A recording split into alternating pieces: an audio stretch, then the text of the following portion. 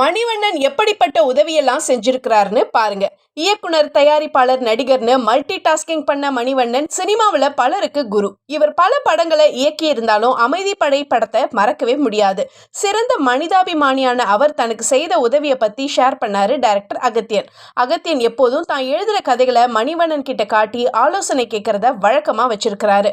அந்த டைம்ல தான் அவருடைய அப்பா ஊர்ல இறந்து போயிட்டாராம். ஊருக்கு போக காசு இல்லை. ஸோ ஃப்ரெண்ட்ஸ் கிட்ட பணம் வாங்கி ஊருக்கு போயிட்டு வந்துட்டாரு. அதை தொடர்ந்து அப்பாவுக்கு 16ஆம் நாள் காரியத்துக்காக 1500 ரூபாய் பணம் தேவைப்படவே மணிவண்ணன் கிட்ட நடந்ததை சொல்லி பணம் கேட்டாரு அகத்தியன். அதோட நான் கடைசியா சொன்ன கதையுடைய உரிமையை உங்ககிட்ட கொடுக்குறேன், அதுக்கு பதிலாக 1500 ரூபாய் பணம் கொடுங்கன்னு கேட்டிருக்கிறாரு. உடனே எனக்கு மட்டும் இல்ல, யாருக்குமே அந்த கதையை கொடுத்துடாதீங்க, சினிமாவில் எதையுமே கணிக்க முடியாதுன்னு சொல்லி 1500 ரூபாய் பணம் கொடுத்து அனுப்பினாரு.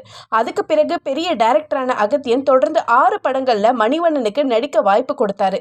அதுக்கு அவர் வாங்கின மொத்த சம்பளம் 75,000. பிரதிபலன் பார்க்காம மணிவண்ணன் செய்த உதவி மிகப்பெரியதுன்னு நிகழ்ச்சியோட ஷேர் பண்ணாரு அகத்தியன்.